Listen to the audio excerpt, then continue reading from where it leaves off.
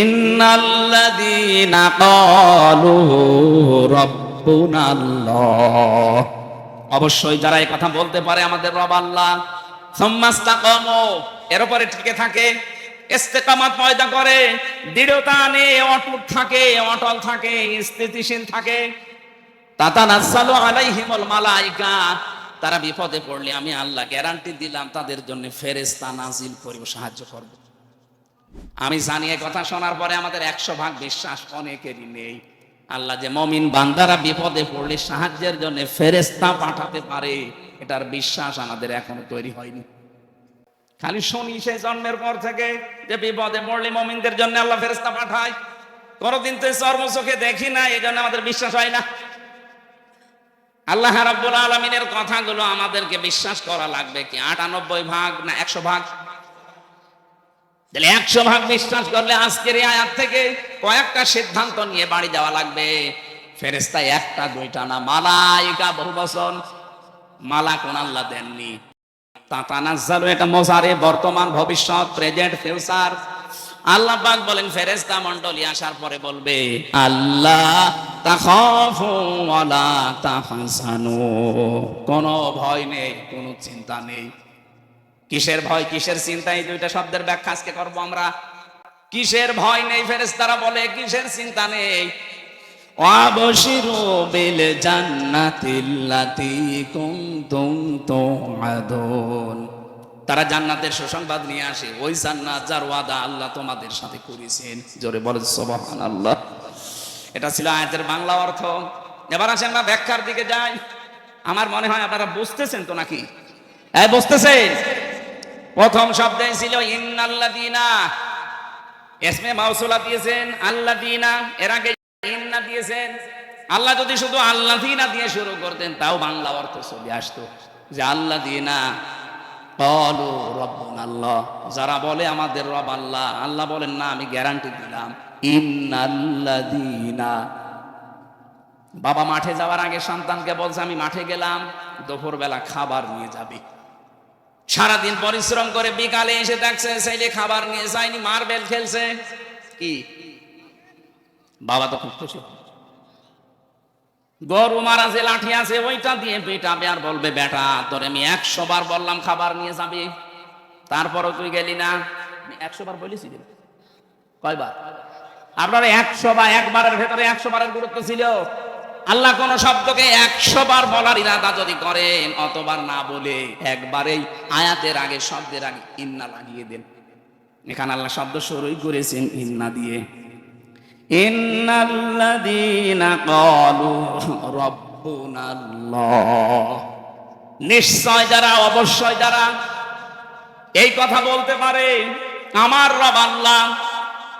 আমার রব বলে না রব্বুনাল্লাহ, আমাদের সবার রব আল্লাহ। এই কথা যারা গ্যারান্টি দিতে পারবে, সুম্মাস্তাকামু, আর এর উপরে টিকে থাকতে পারবে। এটা যে বাস্তবে কত কঠিন। আমি ছেলে যাওয়ার পরে কিছুটা আশ পেয়েছি। মীর কাশেম আলীর নাম শুনেছেন, আমি নামটা ধরলাম এই কারণে, আমি উদ্বুদ্ধ করতে চাই। আল্লাহকে যারা রব বলার পরে টিকে থাকতে পারে, তাতানাজ্জালু আলাইহিমুল মালায়েকা, আল্লাহ যে ফেরেশতা পাঠায় তাদের কাছে, এটা বাস্তব। ওনার মাত্র 3 ঘন্টা পরে ফাঁসি। ওনার যে দায়িত্বে ছিলেন কারারক্ষী কুতুব ভাই, আমার ওই দিন দায়িত্বে ছিলেন, আমাকে এসে বলছে ভাই শহীদ মীর কাশেম আলী, আমি যখন নামাজের ভেতরে এই তেলাওয়াত করছিলাম এশার নামাজে, ইন্নাল্লাযীনা ক্বালু রাব্বুনাল্লাহ, নামাজ শেষ হওয়ার পরে উনি আমার সামনে দাঁড়িয়ে আমার বলছে হামজা ভাই যে আয়াতটা পড়লেন, এই আয়াতটা যে কত বাস্তব এটা আমি নিজে চোখে দেখেছি শহীদ মীর কাশেম আলীর জীবনে। লোকটার মাত্র 3 ঘন্টা পরে ফাঁসি। আমি ওনাকে জানাতে আসলাম যে স্যার সময় নেই, মাত্র 3 ঘন্টা আছে, আপনি প্রস্তুতি নিন। আমারে বলছে কারারক্ষী ভাই এখনো 3 ঘন্টা, আমি 2 ঘন্টা ঘুমিয়ে গেলাম, আপনি 2 ঘন্টা পরে আমারে ডেকে দেবেন। ও আমারে বলছিল যে ভাই যার 3 ঘন্টা পরে ফাঁসি, যার ছেলে ব্যারিস্টার গুম হয়ে আছে, আরমান 8 বছর গুম হয়ে আছে, ও জানেই না যে বেঁচে আছে না মরে গেছে। তাও যে নর্মাল পাগল ছাগল হলে তো হয়তো, ব্যারিস্টার আর ছেলের চেহারা দেখেছেন, রাজপুত্রের মতো চেহারা, কত বড় শিক্ষিত একটা ছেলে, তার যে প্রপার্টিজ আছে, লক্ষ লক্ষ মানুষের কর্মসংস্থান বানিয়েছে, সেই উত্তরাধিকারে ছেলে দু ছেলে গুম হয়ে আছে, তার মেয়ে লাইফ সাপোর্টে আছে, তার বউ এরকম কঠিন মুহূর্তে মাত্র 3টা ঘন্টা পরে যার ফাঁসি হয়ে যাবে, তার দলীয় যে লোকজন লক্ষ লক্ষ মানুষ পালিয়ে বেড়াচ্ছে, হাজার হাজার মানুষ জেল খাটছে। কথা বলে না বুঝছো? সেই লোকটা দেখলাম 2 ঘন্টা ঘুমিয়ে 2 ঘন্টা পরে উঠে বলছে, গোসল করলো, ওযু করার পরে বিস্কিট বের করে বলছে ফাঁসি তো হয়ে যাবে, বিস্কিট খাবেন আপনি। কারারক্ষী কুতুবউদ্দিন বলছিল না আমার খাওয়া লাগবে না, আপনি তাড়াতাড়ি রেডি হয়ে নেন। নতুন জামা পায়জামা বের করলেন ব্যাগের ভেতর থেকে, সবগুলো পরার পরে বলছে ফাঁসির যে পোশাক আছে ওইটা কি পরাবেন নাকি আমি চা পরেছি এইটাই নিয়ে যাবেন। ওনার লুঙ্গি পরা ছিল, দেখলাম লুঙ্গি ভিজা ছিল, নাড়ি দিলেন, বললেন এইটা আমার ফাঁস হয়ে গেলে আর একটা কয়েদিকে দিয়ে দেবেন, সে জীবনে পরতে পারবে। সুন্দর জামা কাপড় পায়জামা পরলেন, নিজে পাঞ্জাবি গায়ে দিলেন। আমারে বলছে আর কয় মিনিট বাকি আছে, শাহজাহান জল্লাদকে ডাক দেন, চলেন আমরা যাই। মনে হচ্ছে শ্বশুর বাড়ি। বাস্তবে শুনতে যত সহজ মনে হচ্ছে, ওই জায়গায় থাকলেও অত সহজ না। আমার মতো একটা সাধারণ মানুষ 3টা বছর মাত্র আমি এমনি যোগাযোগ বিচ্ছিন্ন ছিলাম, তাছাড়া আমার সেই রকম অত্যাচার করেছে হালকা পাতলা, আমার তুলনা কিছু না। কত মানুষকে নখ তুলে নিয়েছে আমার সামনে, কত মানুষকে ডিম দিয়েছে আমার সামনে, ওই তুলনায় তো আমার অত কিছু না। তারপরও আমি শুধু জেলখানায় বসে ওই 24 ঘন্টা সেলের ভেতরে বসে থাকতাম, তাই আমার ঘুম আসে না, ঘুমের বড়ি খাওয়া লাগে। অথচ তার 3 ঘন্টা পরে ফাঁসি, ওই লোকটা 2 ঘন্টা আরামে ঘুমাচ্ছে। আমার বলছিল ভাই ওনার ঘুম আসলো কি করে? আমি বললাম এই যে আয়াত পড়লাম নামাজে, এইটার কারণে। যারা আল্লাহকে সত্যি মন থেকে রব বলার পরে টিকে থাকতে পারে, যত ঝড় ঝাপটা আসুক না কেন, দুনিয়া একদিকে আমার রব একদিকে, এই সিদ্ধান্তের উপরে যারা অটল থাকতে পারে, অটল থাকতে পারে, কোরআন গ্যারান্টি দিচ্ছে তাদের বিপদে আপদে আল্লাহ ফেরেশতা নাজিল করে। অবশ্যই ফেরেশতা তার কাছে এসেছিল, মাস্ক নিয়ে এসেছিল, নয়তো এই 2 ঘন্টা তার ঘুম আসার কথা না। কারণ আমি নিজে সাক্ষী, ঘুমের বড়ি সিটাক্সিন খেয়ে কষিয়াম খেয়ে আমার ঘুম আসে নাই। খালি আমার ওই ছোট মেয়েটার চিন্তা হয়তো কি করছে সে, অথচ তার নিজের ছেলে গুম হয়ে গেছে। আমার মেয়ে তো মাটির সাথে কথা বলে, সময় 7 মাস রেখে এসেছিলাম, ও তো মরে গেলেও অসুবিধা নেই, আর একটা মেয়ে হবে। আর তার ছেলে ব্যারিস্টার পাশ করেছে, সেই গুম হয়ে আছে। তার কাছে প্রতিনিয়ত সংবাদ আসতো আপনার ছেলে গুম, আপনার স্ত্রী লাইফ সাপোর্টে পড়ে আছে, বাঁচতেও পারে নাও বাঁচতে পারে। এই কঠিন পরিস্থিতিতে আপনি বলেন তো, ফেরেশতা যদি তার কাছে এসে পরের এই 2টা শব্দ না শোনাবে, আল্লাহ তাখাফু ওয়ালা তাহজানু, 1 নম্বরে বলেছে ভয় পাবেন না, চিন্তা করবেন না। কিসের ভয় পাচ্ছেন? ফাঁসি। ওই যে জান্নাতের সিঁড়ি দেখা যাচ্ছে, এখান থেকে শুধু এই জামানা বাদ দিয়ে আর একটা জগতে যাবেন, ওই সিঁড়ি দিয়ে আপনি জান্নাতে প্রবেশ করবেন। 2 নম্বরে ওয়ালা তাহজানু, চিন্তা করবেন না। কিসের চিন্তা? হয়তো আপনার চিন্তা আসতে পারে আমি যদি এখন মারা যায়, ফাঁসি হয়ে যায়, আমার ছেলেটা তো গুম হয়ে আছে, আমার পরিবার কে দেখবে, আমার এত বড় বড় ব্যবসা, আপনার আর কয় টাকা আছে? মীর কাসেম আলী বাংলাদেশে 5 জন ধনী থাকলে এরকম অবস্থায় ছিল একজন, লক্ষ লক্ষ মানুষকে কর্মসংস্থান তৈরি করে দিয়েছে। কোন পর্যায়ে ছিল বলেন তো সেই লোকটা? যার শুধু হাতের এরকম ইশারা দিলেই লক্ষ লক্ষ মানুষ ওঠে বসে। আমার কথা তো ছাগলও শোনে না। মুরগি যে যদি বলা হয় মুরগি ধান খাস না, মুরগি আরো চড়ে চড়ে খায়। তার কি ক্ষমতা আল্লাহ দিয়েছিলেন, পাওয়ার দিয়েছিলেন সারা বাংলাদেশে না সারা পৃথিবীতে, মুসলিম বিশ্বে তার একটা নাম ছিল আলাদা। আমি কতগুলো মুসলমান দেশ ঘুরে আসলাম, এই দেশে কয়েকজনকে অনেকেই চেনে, তার ভেতরে মীর কাসেম আলী একজন। বহু মানুষের কর্মসংস্থান বানিয়েছে, তাও জায়েজ ভাবে, হারাম ভাবে না। এই মানুষটাকে ফেরেশতারা হয়তো এই কথা বলেছিল, আমি তাফসিরে পড়েছি, এইভাবেই লেখা আছে। ফেরেশতারা বলে চিন্তা করবেন না, আপনার দলীয় লোকজন পালিয়ে বেড়াচ্ছে, জেলখানায় আছে, আপনার স্ত্রী অসুস্থ, ছেলে গুম হয়ে আছে, ব্যবসা প্রতিষ্ঠানগুলো সব সরকার হাতছাড়া করে নিচ্ছে, কোনো চিন্তা নেই, ভয় নেই, এগুলোর সব দায়িত্ব আল্লাহ নিজে নেবে। এই কথাটা কানের কাছে যখন ফেরেশতারা বলে তখন তার ঘুম আসে, তাছাড়া ঘুম আসা সম্ভব না। ফেরেশতারা এসে তার সামনে জান্নাতটা তুলে ধরে, যেমন হযরতে আসিয়ার সামনে জান্নাত তুলে ধরেছিল ফেরেশতারা তিনি যখন ঈমানের পরীক্ষা দিচ্ছিলেন। إذ قالت رب ابن لي عندك بيتا في الجنة ونجني من فرعون وعمله ونجني من القوم الظالمين। মা বোন যারা এসেছেন এই আয়াতে আপনাদের দুইটা শিক্ষা আছে। মেয়েরা এসেছে, আমার মা বোনেরা, অনেকে মনে করে আমি নামাজ পড়ি, রোজা রাখি, কালো বোরকা পরে বেড়াই, আমি জান্নাতে যাব না, যাবে কে? না। হযরতে আসিয়ার দিকে তাকান, এত বড় কঠিন পরিস্থিতি, তার ঈমানের উপরে টিকে থাকতে গিয়ে তার হাতের ভেতরে পেরেক লাগিয়েছে তার নিজের স্বামী ফেরাউন, তার কপালে পেরেক লাগিয়েছে, পায়ের ভেতরে ছলাকা লাগিয়েছে, মাথার উপরে গরম তেল ঢেলে দিয়েছে, চুলগুলো সব উঠে গেছে। কঠিন পরিস্থিতি যখন চলছিল, আল্লাহ নিজে ফেরেশতা জিবরাইলকে বলছে জান্নাত তুলে নিয়ে আমার বান্দির সামনে ধর। হযরতে আসিয়া জান্নাত দেখার পরে ডাক দিয়েছিলেন, হে ফেরেশতা জিবরাইল, জান্নাত আল্লাহ পাঠিয়েছে, আল্লাহকে একটু বলেন উনি যেখানে আছে ওই জায়গায় যেন একটা ঘর আমার জন্য আলাদা বানিয়ে রাখে, ওই ঘরে বসে বসে 24 ঘন্টা আমি আল্লাহকে সব সময় দেখতে চাই। এক নম্বরে তিনি কি ঈমানের পরীক্ষায় কি কথা বললেন, দ্বিতীয় নম্বরের কথাটা মেয়েদের জন্য বলার জন্য আমি আয়াতটা পড়লাম। হযরতে আসিয়া বলেছিলেন রব্বি নাজ্জিনি মিন ফিরআউনা ওয়া আমালিহি ওয়া নাজ্জিনি মিনাল কওমিজ জালিমিন। দুই জায়গায় এক আলিফ করে টান আছে।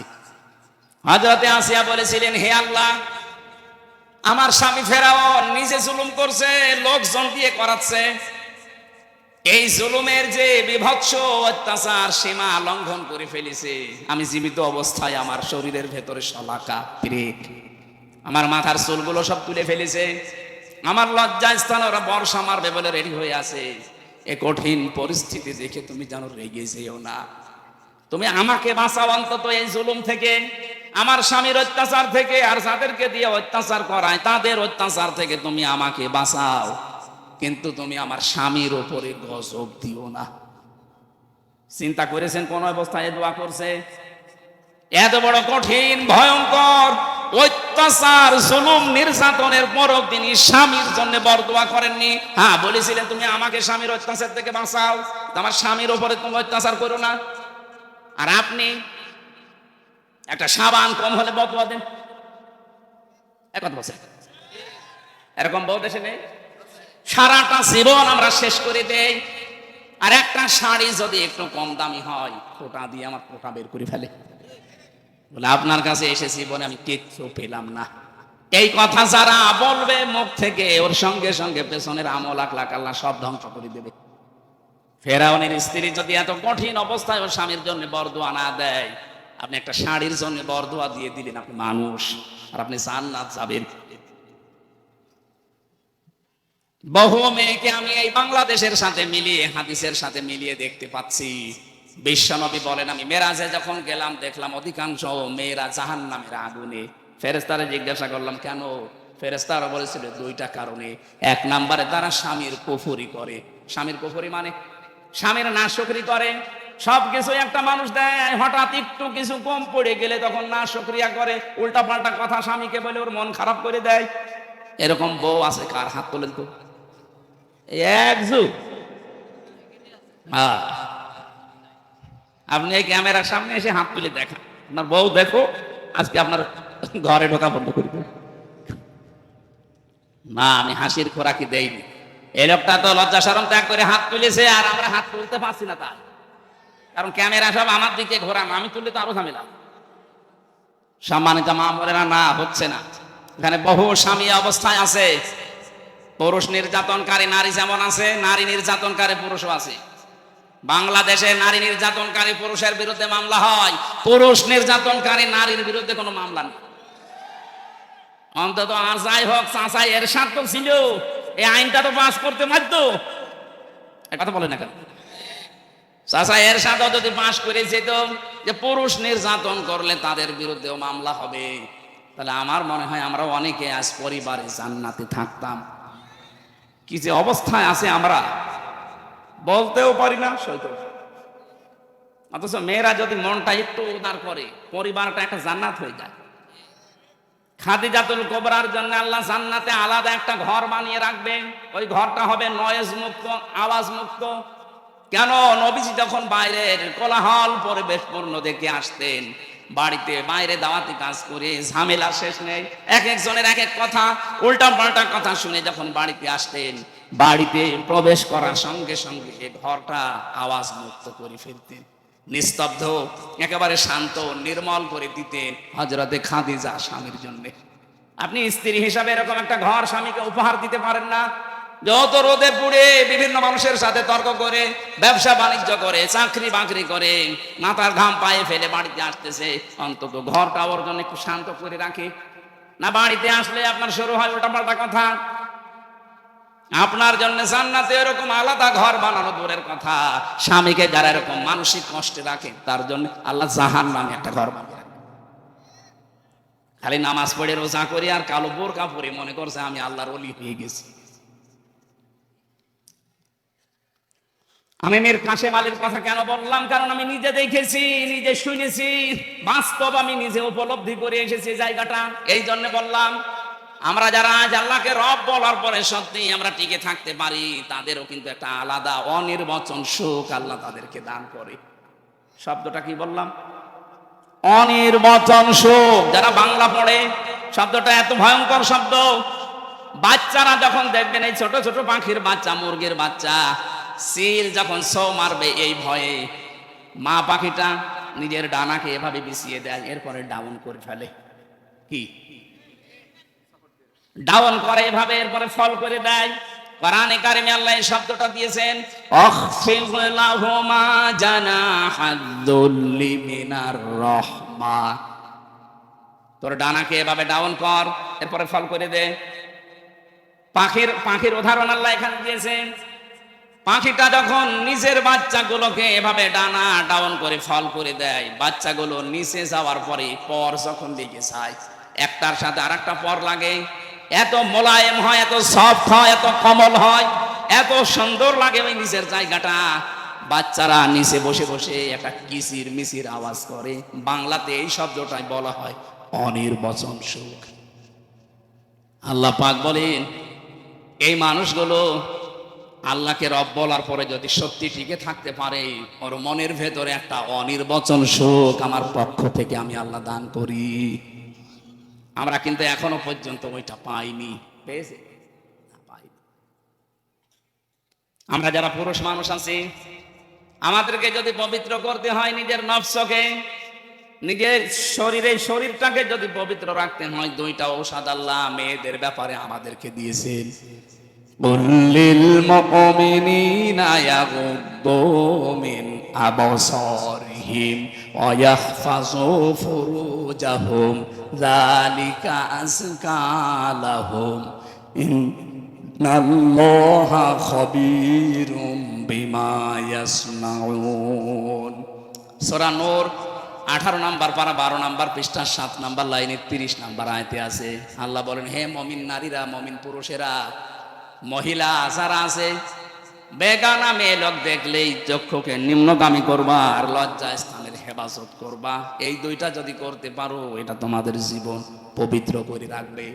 আজ হাজারো মানুষের চোখ ঠিক নেই, চোখের এই গোনার কারণে আমরা অনেকেই জাহান্নামের দিকে এগিয়ে যাচ্ছি। 2 নাম্বার, আমাদের লজ্জা স্থান ঠিক নেই। এখানে যেটা ব্যবহার করা দরকার সেই জায়গায় না দিয়েও অন্য জায়গায় ব্যবহার করে। কথা বলেন ঠিক কিনা? এর জন্য অনেক মেয়ে লোক দায়ী আছে। একটা মেয়ে লোককে আল্লাহ যা দিয়েছে, সে যদি তার স্বামীকে উজাড় করে দিতে পারে, আমার মনে হয় কোনোদিন কোনো স্বামী তার বউ ছাড়া অন্য কোনো জায়গায় লাইন করবে না। দেখলে? তার মানে এই লাইন চলছে। সম্মানিত মা বোনেরা, আপনার স্বামী কিন্তু এখানে বসে আছে, তার মানে ঝামেলায় আছে। আপনাকে আল্লাহ যা দিয়েছে আপনার স্বামীর জন্য দিয়েছে, সুতরাং উজাড় করে দেবেন, সে যেন অন্তত পরকীয়া প্রেম না করে। আর আমরা যদি বাঁচতে চাই এই দুইটা ঔষধ আজকে থেকে অ্যাপ্লাই করা লাগবে।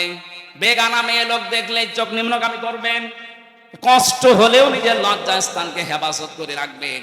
মাত্র 15 দিনে আমল করে দেখেন, নিজের স্ত্রীকে রাজরানী মনে হবে নিজের কাছে। এটা পরীক্ষিত আমল। আল্লাহ পাক বলেন, চোখের আর লজ্জাস্থানের হেফাজত করতে পারলে আমি আল্লাহ নিজে তার অনির্বচন সুখ দেওয়ার জন্য নিজে জামিনদার হয়ে যায়। জোরে বলেন সুবহানাল্লাহ। যে পর্যন্ত এসেছিলাম, এবার আসেন আমরা দুটি দ্বিতীয় শব্দের ব্যাখ্যায় যাচ্ছি। আমরা যারা বলতে পারি আমাদের রব আল্লাহ, শব্দটা কি শুরু করলেন? আল্লাহ রব। আল্লাহর 5000 নাম আছে, তার ভেতরে প্রথম নাম দিলেন আল্লাহ রব। কি দিয়েছেন বলেন? রব কাকে বলে? নেই থেকে, আমি আবার বলছি, নেই থেকে ধীরে ধীরে পূর্ণতায় যিনি পৌঁছিয়ে দেন তার নাম আরবিতে বলা হয় রব। আমি কি ছিলাম বলেন তো? নেই। কি ছিলাম? 33 বছর বয়স এখন আমার, 34 বছর আগে আমি কি ছিলাম? নেই। এই কথা বলেন না কেন? আল্লাহ পাক আমাকে প্রথমে রব শব্দটা দিয়ে যায়, স্মরণ করিয়েছে। হাল্লা তাআলাল ইনসানি হিনুম মিনাদ দাহরি লাম ইয়াকুন শাইআম মাযকুরা। আমি ব্যাখ্যা করেছি, তাফসীর থেকে লিখেছি এগুলো, তাফসীরে ইবনে কাসির আর ফি জিলালিল কোরআন। রবের প্রথম অর্থ হচ্ছে সৃষ্টিকর্তা। সূরা আলাকে যে প্রথম আয়াত পড়েন ওর ভেতরে দলিল দেওয়া আছে, ইকরা বিসমি রাব্বিকাল্লাযী খালাক। পড়ো তোমার ওই রবের নামে যিনি তোমাকে বানিয়েছে। মানে রবের প্রথম অর্থ সৃষ্টিকর্তা, স্রষ্টা। আমাদের স্রষ্টাকে আরো জোরে, যারা রব হিসাবে আল্লাহকে মানবে তাদের এই দুর্বল জায়গায় আল্লাহ একটু আঘাত দিয়েছেন। তুমি কিন্তু নেই ছিলে, নেই থেকে আমি আস্তে আস্তে তোমাকে আজ হামজা বানিয়ে এই চেয়ারে বসিয়ে দিয়েছি। দ্বিতীয় নম্বরে রবের ব্যাখ্যায় পেয়েছি, রব মানে রিজিক দাতা। শুধু আমাকে সৃষ্টি করে শেষ করে দেননি, আমাকে রিজিকও দিয়েছেন। মায়ের পেট থেকে শুরু করে এখনো পর্যন্ত রিজিক দিচ্ছে কে? দলিল দেওয়া আছে সূরা জুমারের 50 নম্বর আয়াতে। এক একটা শব্দে এত কথা ব্যাখ্যা করা আছে, আমি রাত বেশি হয়ে যাচ্ছে বলে সামারাইজ করে ফেলছি। 3 নম্বরে রব মানে মাবুদ, যিনি ইবাদত পাওয়ার একচ্ছত্র মালিকানা, তার যোগ্যতা আছে। পৃথিবীতে বহু বহু কিছু আছে, তারা ইবাদত পাওয়ার জন্য চেষ্টা করেছিল, নিজেকে দাবি করেছিল, কিন্তু ইবাদত পাওয়ার যোগ্যতা তাদের ছিল না। ফেরাউন নমরুদেরা নিজেরাই খোদা দাবি করে বলেছিল আমার ইবাদত করো। আল্লাহ পাক বলেন না, ইবাদত পাওয়ার যোগ্যতা শুধু আমার, কারণ আমি বানিয়েছি তোদেরকে আমার ইবাদত করার জন্য। এই ব্যাখ্যাটা দিয়েছেন সূরা জারিয়ার 56 নম্বর আয়াতে, ওমা খালাকতুল জিন্না ওয়াল ইনসা ইল্লা লিয়াবুদুন। 4 নম্বরে রব মানে আইনদাতা। আমি শুধু তোকে ইবাদত আমার করবি কিভাবে? আমার আইনগুলো মানার মাধ্যমে। 500 আইন আমি তোকে দিলাম, শরীয়তের বিধান, আইন, নিয়ম নীতি। আমার বাংলাদেশে আমরা মাত্র একটা আইন মানি, তাও পূর্ণাঙ্গ না, অর্ধেক। অথচ কোরআনে আইন আছে 500। আমি একটাও যদি মানলাম এখনো 900 কি 499টা বাকি আছে। আপনি রব মানেন কি করে? কবরে যাওয়ার পরে তো বলবে মার রব্বুকা। বাঙালি হিসাবে যদি বলে ফেলেন রব্বি আল্লাহ, ফেরেশতারা বলবে দাঁড়া, রব মানে 4 নম্বরে আইনদাতা। আল্লাহর কোন কোন আইন মানতিস একটু বলতো, ধরা খেয়ে যাবেন। 5 নম্বরে রব মানে অভিভাবক, এটা আনাম 102 নম্বর আয়াতে আছে। রব শব্দের ভেতরে যে 5টা অর্থ 19টা পেয়েছি, সামারাইজ করে আমি 5টা বেশি ব্যবহার হয় পুরা কোরআনে, এই জন্য এগুলো লিখলাম। আপনি একটা একটা করে মিলিয়ে দেখবেন। সৃষ্টিকর্তা, এরপরে সৃষ্টিকর্তার পরে তিনি আমাদের রিজিক দিয়েছেন, এরপরে তিনি আমাদের ইবাদত পাওয়ার একচ্ছত্র মালিকানার যোগ্যতা নিয়ে বসে আছেন। 4 নম্বরে তিনি আইন দিয়েছেন আমাদের চলার জন্য। 5 নম্বরে তিনি আমাদের অভিভাবক। এটা যদি বিশ্বাস নিয়ে পড়তে পারতাম আর মানতে পারতাম, আমেরিকাকে আজ আমরা অভিভাবক মনে করতাম না, ভারতকে অভিভাবক মনে করতাম না, জাপানকে অভিভাবক মনে করতাম না। যেই কথাগুলো আমরা বলেছি এই 5টা অর্থের ভেতরে সব যেন আল্লাহ সামারাইজ করে এর ভেতরে ঢুকিয়ে দিয়েছেন। এই পাঁচটা যারা জীবনে মানতে পারবে, আল্লাহ বলেন 2 নম্বরে সুম্মাস্তাকামু, টিকে থাকা লাগবে এর উপরে। ঝড় ঝাপটা আসবে আল্লাহর আইন মানতে গেলে, না আসবে না?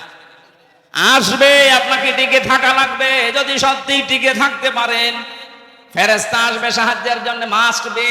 আল্লাহর ঘোষণা মিথ্যা হয় না। আমরা ওই পর্যায়ে যেতে পারি না, এই জন্য আল্লাহ সাহায্য পাই না। ভয় নেই, চিন্তা নেই, এই কথা বলতে আসবে। ওয়াবশিরু বিল জান্নাহ, সুসংবাদ দিতে আসবে ওই জান্নাতের, যার ওয়াদা আল্লাহ নিজে কোরআনে কারিমে করেছেন। এই আয়াতগুলো এইভাবে আমল করার মাধ্যমে আল্লাহর পুরস্কার, আল্লাহর সুসংবাদ, যেটা মরণের আগে তিনি ফেরেশতার মাধ্যমে আমাদেরকে দেবেন, সবার জীবনে আল্লাহ ওই পর্যায়ে যেন তুলে দেন। বলেন আমিন। আল্লাহ রাব্বুল আলামিন বলেন, ওয়ানজালনা ইলাইকা যিকরা লিতুবাজ্জিনা লিন-নাসি মা নুজিলা ইলাইহিম ওয়া লাআল্লাহুম ইয়াতাফাক্কারুন।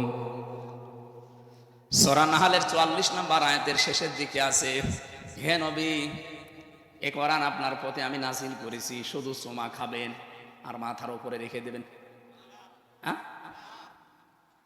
কেন দিলাম আপনাকে এটা জানেন? লিতুবাজ্জিনা লিন-নাস,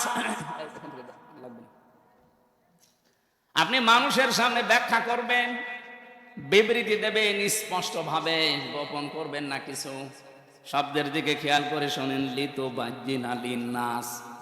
আপনি যখন মানুষের সামনে ব্যাখ্যা দেবেন, কি মানুষ যারা মরে গেছে। লাম শব্দ ব্যবহার করা হয় আরবি গ্রামার অনুযায়ী 13টা অর্থে। প্রথম অর্থ হচ্ছে লাম ব্যবহার করা হবে যাদের জন্য তারা জীবিত হওয়া লাগবে। আল্লাহ এখানে যে লিন-নাস দিয়েছেন, এটা মৃত মানুষের জন্য না, জীবিত মানুষের জন্য। সুতরাং কোরআন প্রচার করা লাগবে, কোরআন ব্যাখ্যা করা লাগবে তাদের সামনে যারা জীবিত। কিন্তু শব্দটাকে 15.5 বছরে আমরা পাল্টিয়ে ফেলছি। এই দেশে জীবিত মানুষদের সামনে কোরআনের ব্যাখ্যা করা কত কঠিন হয়ে গিয়েছিল। 14 জায়গায় অনুমতি নেওয়া লাগবে এরকম একটা অনুষ্ঠান করার জন্য। যারা দায়িত্বে ছিলেন সরাসরি হয়তো বলেননি যে আমরা হতে দেব না, কিন্তু যেন না হয় এইরকম ব্যবস্থা আপনি করে রেখেছিলেন। 14 জায়গায় কেউ যাবেও না, ও ছাতা কোরআনের অনুষ্ঠান দিল। যাতে মাতাল হলো তাহলে ঠিক ছিল, কারণ জানে যে দেশে 96% মুসলমান। অন্তত আর যাই করি কোরআনের বিরুদ্ধে ডাইরেক্ট অবস্থান নিয়ে টিকে থাকা যাবে না। একটা ছেলে শুধু বাগান থেকে ফুল ছিঁড়ত, বাগানের মালিকের ছেলে। এই ছেলের বাবার কাছে গিয়ে বলছে, চাচা আপনার ছেলে শুধু আমাদের বাগান থেকে ফুল ছেড়ে, আপনি কিছু বলতে পারেন না? ও ফুল ছেড়ে, ওর মাথা একটু খারাপ তো, এই জন্য ফুল ছেড়ে। ছেলেটা বলছে, চাচা আপনার বাগানের পাশেই তো, আমাদের বাগানের পাশে তো আপনার বাগান আছে, ওই বাগানে তো বড় বড় ফুল আছে, ওইটা তো ছেড়ে না। ওর মাথা যদি খারাপ হবে তো ওইটাও তো ছেড়ার কথা। চাচা বলছে, ভাতিজা মাথা খারাপ, তবে অত খারাপ না। ওদের মাথা খারাপ হয়ে গিয়েছিল 15.5 বছরে, কিন্তু এত খারাপ হয়নি যে সরাসরি বলবে কোরআন চলতে দেব না। তো যেন না চলে এরকম কাজ সব ওরা করেছিল। ওরা জীবিত মানুষদেরকে শোনাতে দিত না। হ্যাঁ, মানুষ মরে গেছে, আপনি কোরআন পড়েন। যারা কোরআন প্রচারে, কোরআনের ব্যাখ্যায় বাধা দিত, ওদের বাবা মারা গেলে আমার এদিকে নিয়ে বলতো, হুজুর কোরআন পড়ে দেন। আরে ভাই, আপনার বাপ তো মরেই গেছে, ওর জন্য তো আর কোরআন শরীফ না। ও যতদিন জীবিত ছিল ওই পর্যন্ত ওরা শোনাতে পারলে, কাজ করতে পারলে কাজ হইত। ও মরে গেছে, এখন ওরা আমি শুনিয়ে কি করব? যাদের জীবন কোরআনের উপরে চলে না, এই মানুষগুলো যদি মরণের পরে হাফেজ দিয়ে, মাওলানা আলেম দিয়ে কোরআন পড়ায়, যেই কয়টা আয়াত পড়বে ওগুলো যদি ওর প্র্যাকটিক্যাল লাইফে না থাকে, ওর আরো আযাব বাড়বে। ফেরেশতা এসে গোতা দেবে, ওই কি বলে হাফেজ, ইউসিকুমুল্লাহু ফি আওলাদিকুম লিয-যাকারি মিসলু হাযযিল উনসায়াইন। তেলাওয়াত যখন অবশ্যই করবে, আয়াত পড়বে না, পড়বে না। আলহামদুলিল্লাহি রাব্বিল আলামিন থেকে শুরু করে এ পর্যন্ত যখন আসবে, ফেরেশতা কিন্তু গোতা দিয়ে বলবে, কি এই আয়াত তোর জীবনে ছিল? এক ছেলে যা পাবে, 2 মেয়ে তাই পাবে, এটা আল্লাহর নির্দেশ। কিন্তু বহু মানুষ এই দেশে ছেলের নামে সবই লিখে দেয়, আর মেয়েকে বলে তোর জন্য দোয়া করে দিলাম। এটা একটা টাটকা শয়তান। কোন কারণে আপনি এটা করলেন বলেন তো? ছেলেটাকে জন্ম আপনি দিয়েছিলেন, মেয়েটাকে ভাড়া করে জন্ম দিয়েছেন। কথা বলেন না কেন? ওইটাও যদি আপনার হয়, তাহলে আল্লাহর যে নির্দেশ ছিল ওইটা আপনি কেন করলেন না? আমি বহু হাজিকে আমার নিজের সাথে যেতে দেখেছি এই কাজ করে। ওরা কিছু মনেও করে না, ওরা জানেও মনে না, আর জানলেও কিভাবে জানে আমি জানি না। যাওয়ার আগে ভালো ভালো জমিগুলো, পজিশনগুলো, দোকানগুলো সব ছেলেকে দিয়ে দেয়, আর মেয়ের জন্য বলে আল্লাহর ঘরে কাবা আছে, তোর জন্য দোয়া করে দেবো, যা। আরে ভাই, আপনি তো দোয়া করবেন, ওকে ফাঁকি দিলেন কেন? দোয়া করবেন, করেন, ওর জমি আগে ফেরত দেন। কথা বলেন না কেন?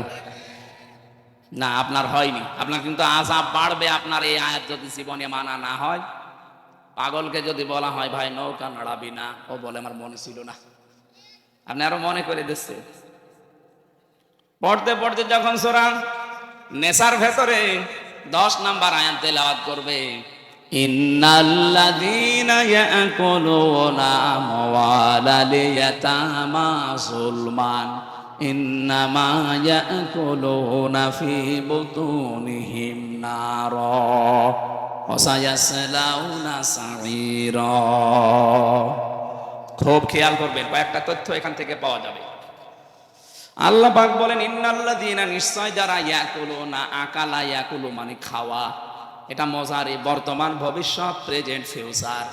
এখন যারা খাচ্ছে, ভবিষ্যতেও যারা খাবে। আমওয়ালাল ইয়াতামা, মালের বহু বচন আমওয়াল, আর ইয়াতামা একালিপ করে টান আছে। যারা এতিমদের মাল খাচ্ছে এবং খাবে, জুলমান, অন্যায় ভাবে, ইন্নামা অবশ্যই তারা, ইয়াকুলুনা ফি বুতুনিহিম নারা, তারা পেটের ভেতরে যা দেয় সব জাহান্নামের আগুন ছাড়া আর কিছু না। শব্দটা কত কঠিন, ভয়ঙ্কর দিয়েছেন আল্লাহ। খাবারকে আল্লাহ বলেন জাহান্নামের আগুন। এটা এতটুকু আল্লাহ যদি শেষ করে দিতেন, আল্লাহর কসমি আয়াত আমি পড়তাম না। পরে শব্দটা আরো কঠিন, ওয়াসায়াসলাউনা সাঈরা। শব্দ শুরু করার আগে আল্লাহ সিন দিয়েছেন। সিন, সাউফা, কদ, লাম, এরকম 13টা শব্দ আছে আরবি গ্রামারে। আবার কোন সেন্টেন্সের আগে যদি একটা আসে, বাংলা অর্থ দাঁড়ায় খুব তাড়াতাড়ি, অতি শীঘ্রই।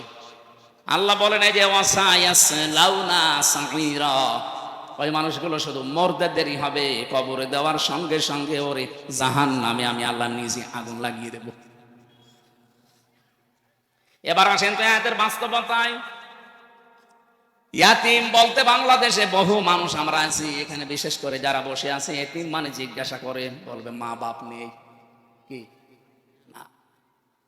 এতিমের সংজ্ঞা, আপনার উপরে যারা আছে, ওই আন্ডারে নিচে যারা কাজ করবে, ওনার কাছে সবাই এতিম।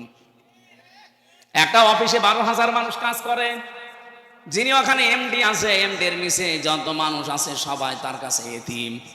কারণ তার কলমের খোসায় এর চাকরি চলে যেতে পারে। কথা বলছেন এখন? এই দেশের যিনি দায়িত্বে ছিলেন 18 কোটি মানুষের, তার কাছে আমরা সবাই এতিম। কি করলেন আপনি এতিমের সাথে? একজনকে তো এতিমের মাল আত্মসাৎকারী বলে 6-7 বছর জেল খাটালেন। আর আপনি কি করেছেন এতিমদের সাথে বলেন তো? 18 কোটি মানুষ আমরা সবাই আপনার কাছে এতিম ছিলাম। কেন বললাম এই কথা বলেন? কিছুদিন আগে আমার মামলাগুলো সব ঢিসমিস হয়ে গেছে, খারিজ হয়ে গেছে। আদালত আমার মামলা দেখার পরে বলছে কি দেখে মামলার রায় দেবো, এর ভেতরে তো কোনো মাল নেই, সব খারিজ করে দিলাম। জান, আমি আদালতের এজলাসে দাঁড়িয়ে মনে করলাম, জিজ্ঞাসা করি বিচারপতি, এই মামলা তো 3 বছর আপনার কাছেই ছিল, এতদিন তো কিছু বলেননি, হঠাৎ এখন এই 5 তারিখের পরে কিসে আপনাকে কামড় দিল? এখন বলছেন যে কোনো মাল নেই। তো মাল এর আগে ছিল, এর আগেও তো মাল ছিল না। এই মামলাটা প্রায় 30 বারের উপরে সিএমএম কোর্ট, জজ কোর্ট, হাইকোর্ট মিলে 30 বার করে উঠেছে। একবারও জামিন দেয়নি। প্রত্যেকবার বলেছে না, এ দেওয়া যাবে না, কারণ এই লাল কালি মারা ছিল। আর এখন 5 তারিখের পরে কি আল্লাহ আপনাকে ইশারা দিল যে বলছেন কোনো কিছু এর ভেতরে পাওয়া যাচ্ছে না বিচার করার মতো, সব খারিজ করে দিলাম।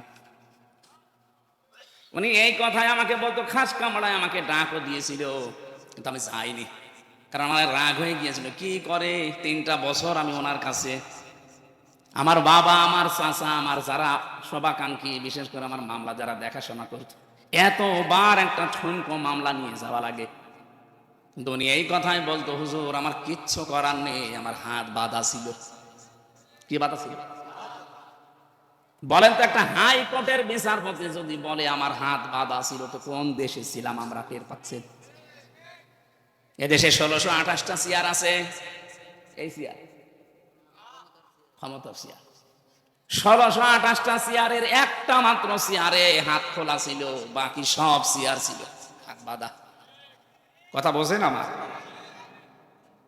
ওই যে একটা চেয়ারের হাত বাঁধা খোলা ছিল, ওরা যখন পালিয়ে গেছে পুরা 1629টা 1627টা চেয়ার সব হাত আবু সাইদের মতো খুলে গেছে। এবার মামলা দেখে আর বলে না, যা, আগে তো জামিনও দিত না, এখন বলছে খারিজ করে দিলাম। তার মানে উনিও পর্যন্ত এতিম ছিল, ওনার উপরে যারা আছে তার কাছে। কথা বোঝেন? আপনি এতিমের সাথে কি করেছেন বলেন তো? এতিমের দিকে চোখ গরম করে তাকানো নিষেধ, তারে ঘাড়ে ধাক্কা দেওয়া নিষেধ, অথচ এতিমের সব অধিকার নষ্ট করে আপনি নিজে ক্ষমতায় বসে আছেন। 18 কোটি মানুষ আমরা এমন এতিম হয়ে গিয়েছিলাম, কাশি দেব তাও জিজ্ঞাসা করে দেওয়া লাগতো যে কাশি দেব।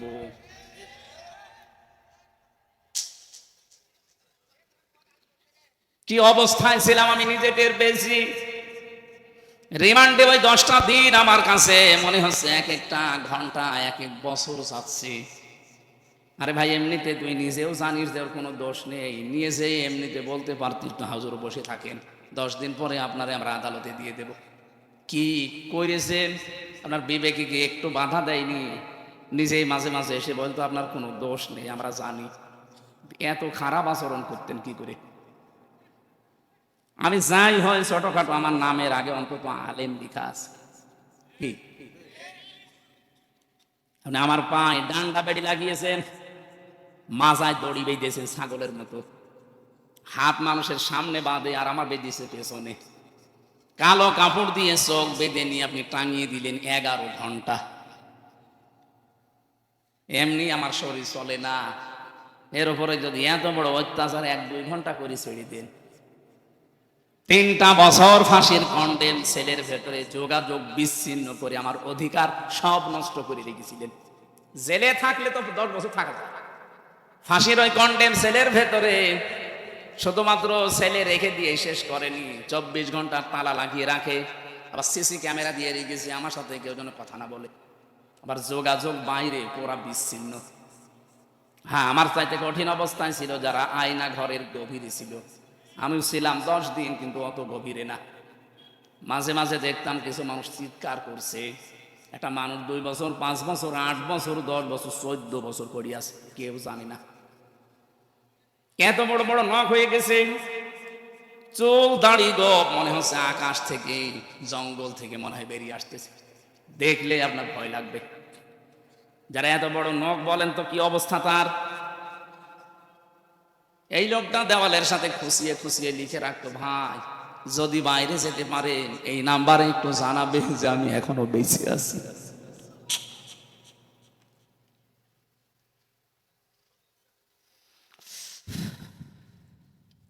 এতিমদের সাথে যা করা হয়েছে পৃথিবীর ইতিহাস পাল্টিয়ে ফেলেছেন, অথচ বিশ্ব নবীকে পর্যন্ত আল্লাহ জানিয়েছে, হে নবী সাবধান এতিমের ব্যাপারে।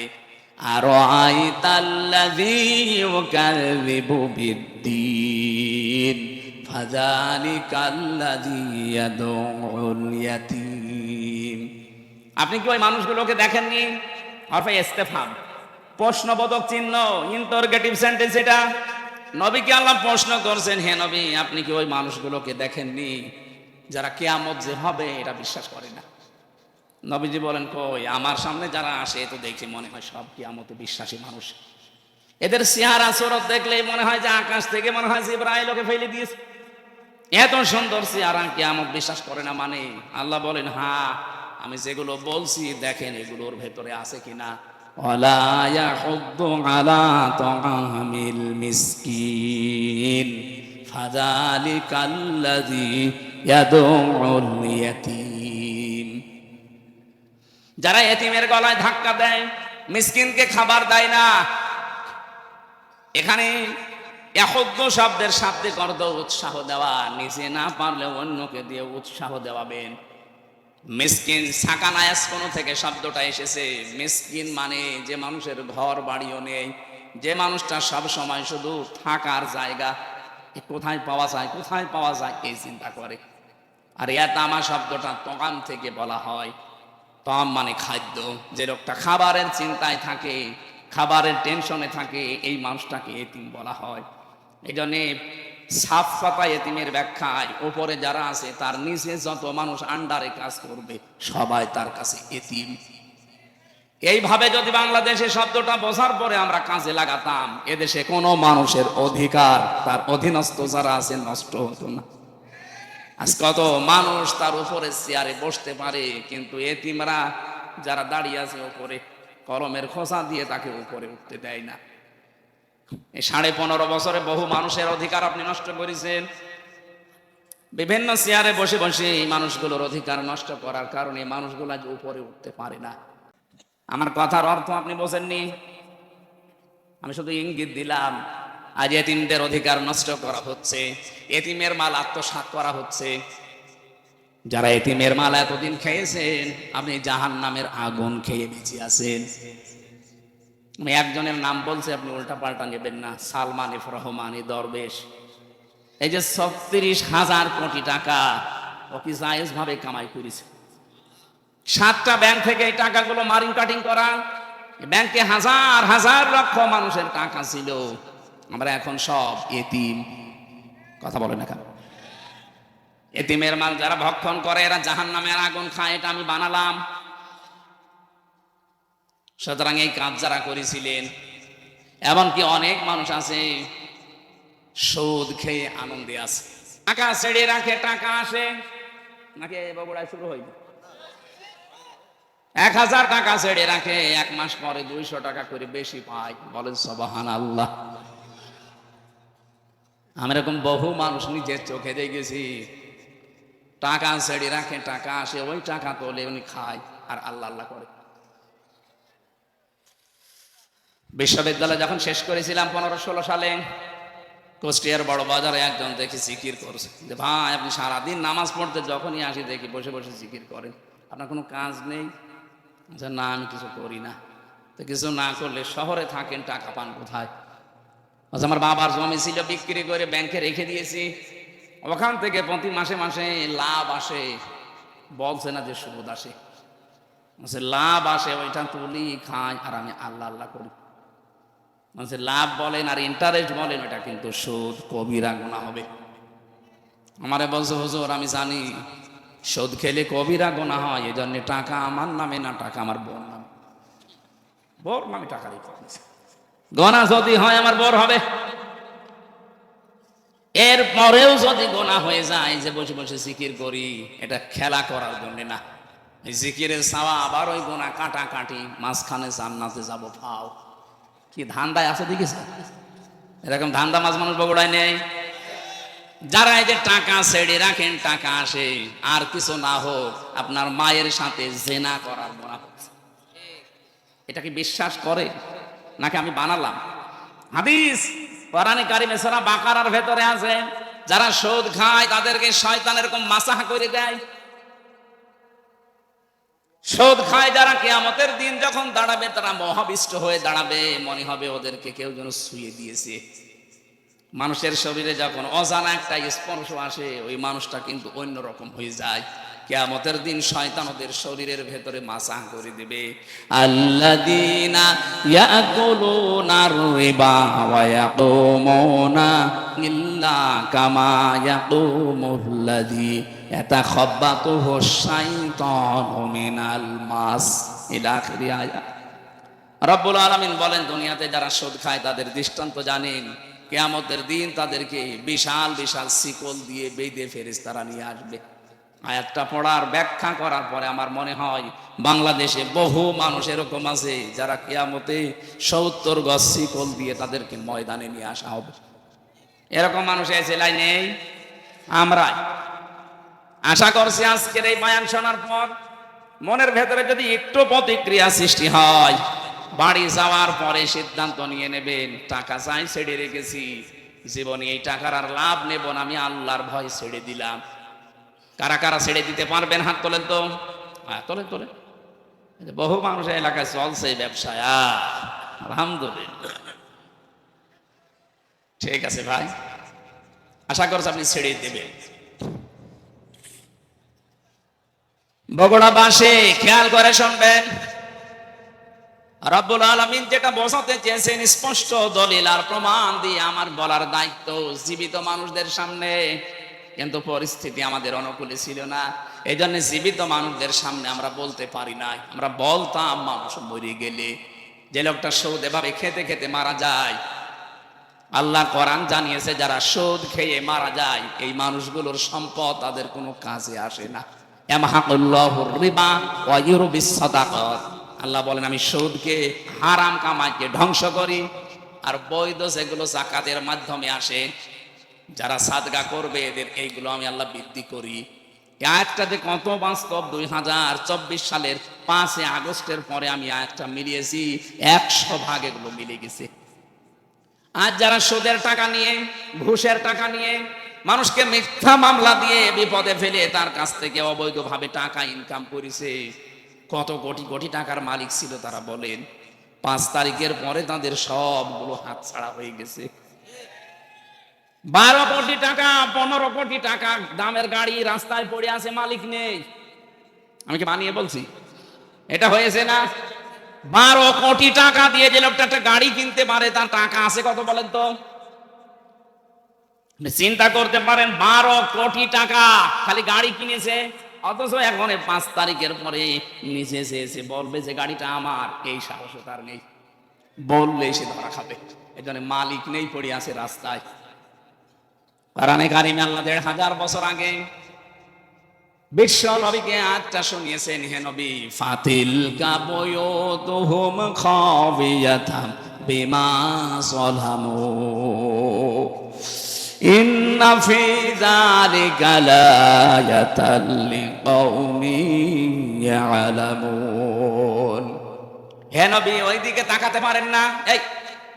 এইভাবে আল্লাহ দেখাচ্ছে, ফাতিলকা বুয়ুতুহুম, বাইতুনের বহুবচন বুয়ুত, হোম দিয়েছেন আল্লাহ। আল্লাহ যেন তার কুদরতের আঙ্গুল এভাবে ইশারা দিয়ে নবীকে বলছে, হে নবী, তাকাতে পারেন না ওইদিকে? ওই যে ফাতিলকা বুয়ুতুহুম খাবিয়াতাম বিমা যালামু, ওই যে জালেমদের ঘরগুলো আমি আল্লাহ কিভাবে উজাড় করে দিয়েছি, তাকান। আমার তোমার আয়াতটা পড়ার পরে 2024-এর 5 আগস্টের কথা মনে পড়ছে। দেখেন, 2024-এর 5 আগস্টের পরে দেশে যত জালেমের ঘর ছিল, অধিকাংশ ঘরগুলো আজ উজাড় গৃহ হয়ে গেছে। আমি তো আমার কুষ্টিয়ারটা বলছি, কি দাপট ছিল হানিফ সাহেবের, কি আমি নাম ধরে বলছি এই কারণে, কারণ আমি নিজে দেখে এসেছি তার দাপট কি। খুলনা বিভাগের 10টা জেলায় আমার একটা দিনও ঢুকতে দেয়নি, কথাও বলতে দেয়নি। কি দাপট নিয়ে চলতো। মানে শুধু হাসিনার আত্মীয়, এই কারণে এত দাপট ছিল। এদেশের 3 নাম্বার পজিশনে চলে গিয়েছিল, অথচ এই 5 তারিখের পরে 1টার সময় যিনি পালিয়েছে, বিকাল 5টা বাজতে বাজতে তার বাড়ির একটা ইটও আর নেই, সব খুলে নিয়ে চলে গেছে। আমার তো এই আয়াতের দিকে তাকিয়ে মনে হচ্ছে আল্লাহ মনে হয় হানিফ সাহেবের নামে আয়াতটা নাজিল করেছে। ফাতিলকা বুয়ুতুহুম, হে নবী আপনি একটু তাকান, খাবিয়াতাম বিমা যালামু, এদের এই জুলুমের কারণে এই ঘরগুলোর দিকে তাকান, কি অবস্থা করেছি। বিরানহীন বানিয়ে দিয়েছি, বিরান ভূমি বানিয়ে দিয়েছি, মনে হচ্ছে এখন ওইটা জাতীয় টয়লেট। আমার মনে হয় সমস্ত জায়গায় 3 মাসের ব্যবধানে যে অবস্থা, ভূত পেতনি থাকতেও ভয় পায় না। অথচ কয়েকদিন আগে ওখানে দুর্বিসন্ধি চলতো যে কার বিরুদ্ধে মামলা দেওয়া যায়। বাংলাদেশে যত জালেমের ঘর ছিল এই আয়াতের সাথে মিলিয়ে আমি দেখেছি প্রত্যেকটাই মিলে যাচ্ছে। সর্বোচ্চ ঘর যেটা ধানমন্ডিতে, আপনি তাকান কত দাপট চলতো সেখানে, কত জাকজমক, অনেকে গিয়ে সোমা কিন্তু আবেগে। অথচ 3 মাসের ব্যবধানে, কালকে পেপারে দিয়েছে, ও ঘরটা এখন উজাড় গৃহ। জনমানব শূন্য 3 মাসে এমন অবস্থা। 3 বছর যেতে দেন, আবু জেহেলের বাড়ি জরি ইন্টারন্যাশনাল পায়খানা হতে পারে। জালেমদের যে সমস্ত জায়গাতে জুলুম, অত্যাচার, নির্যাতনের জন্য আয়না ঘর বানিয়েছে, টর্চার সেল বানিয়েছে, গোপন ঘর বানিয়ে মানুষকে নিয়ে পিটাতো, এই জায়গাগুলো আমার আল্লাহ এই দুনিয়াতে মানুষের সামনেই দেখাবে, এগুলো জাতীয় টয়লেট হয়ে যাবে। খাবিয়াতান শব্দের শাব্দিক অর্থ হচ্ছে ভয়ঙ্কর ভাবে আমি আল্লাহ উপস্থাপন করবো এই বাড়িগুলোকে, এই ঘরগুলোকে। কারণ কি? বিমা জলামু, এখানে বসে বসে জালেমরা সিদ্ধান্ত নিত। এখান থেকে একটু চিন্তা ভাবনা আসেন আপনার।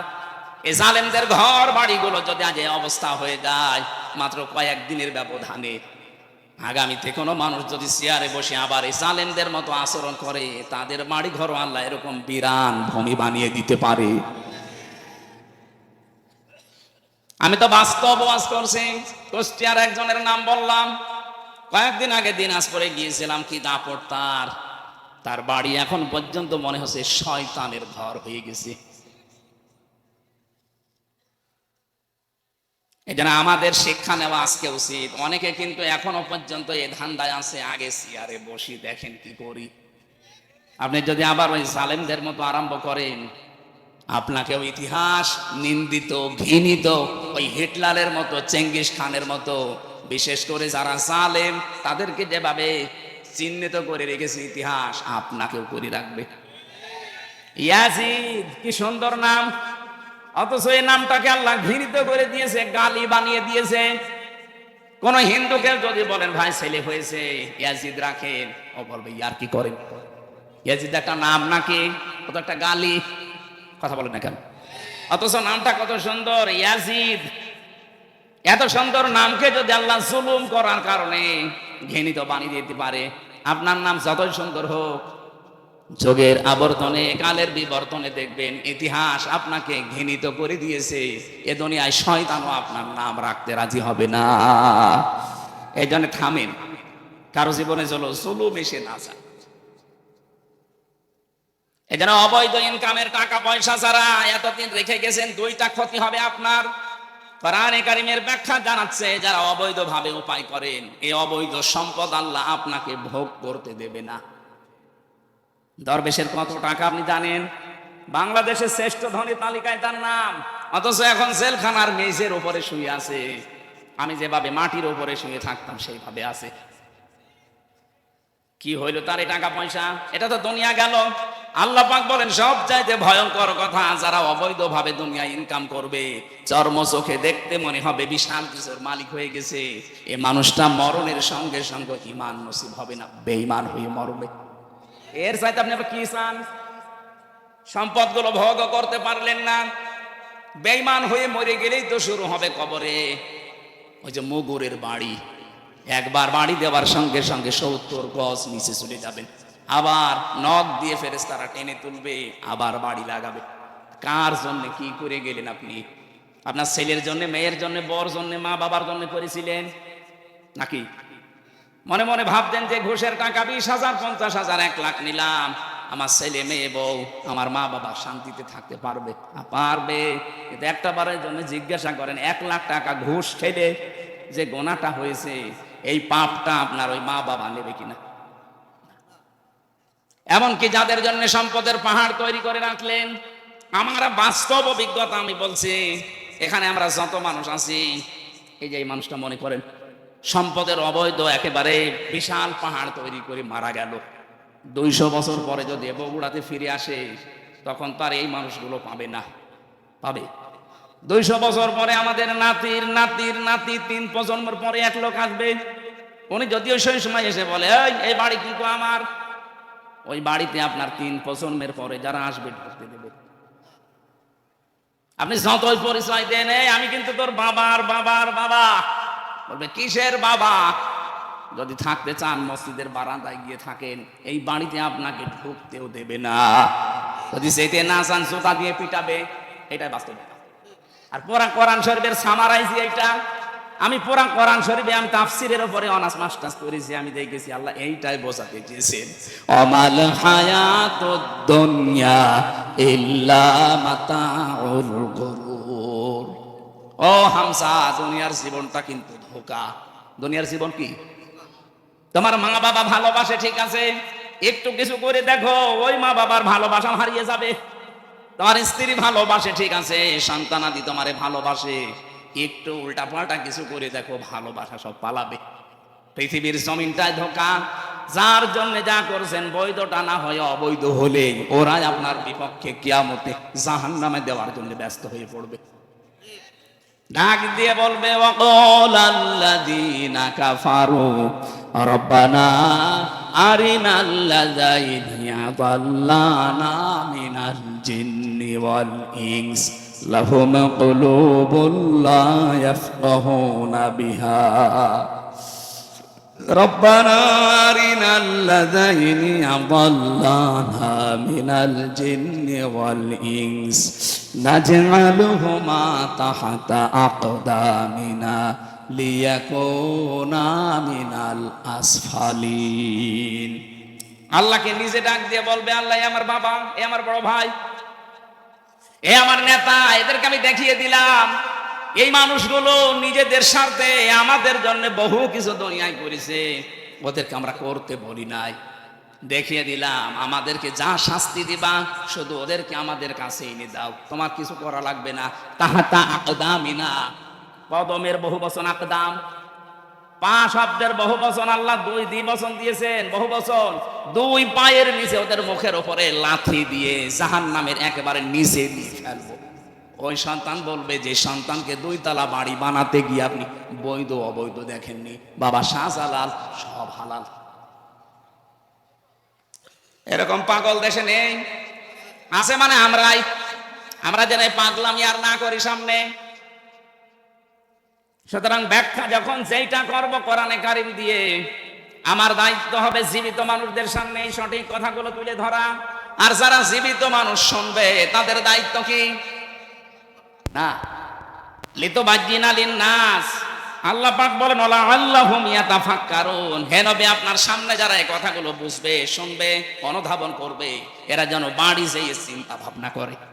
সুতরাং শুধু 1 বছর পরে পরে শুনতে আসবেন আর গরুর মতো জীবন কাটাবেন না, শোনার পরে বাড়ি যেয়ে চিন্তা ভাবনা করবেন। তাই তো আমি যদি 200 বছর পরে আবার বগুড়ায় ফিরে আসি, আমার নিজের আপন চনরাই তো আমার বাড়ি উঠতে দেবে না। আল্লাহ আমাদেরকে তুমি এই পাগলামি থেকে অন্তত বাঁচাও। এটা হবে, এর প্রশ্নের জবাব আল্লাহ আগেই পাঠিয়ে দিয়েছে। এরপরও যদি আমরা কেউ ফেল করি, আমার মনে হয় ওরে 5 থেকে নামিয়ে দেওয়া দরকার। কিসে? আল্লাহ আমাদের বোঝ দাও, বলেন আমিন।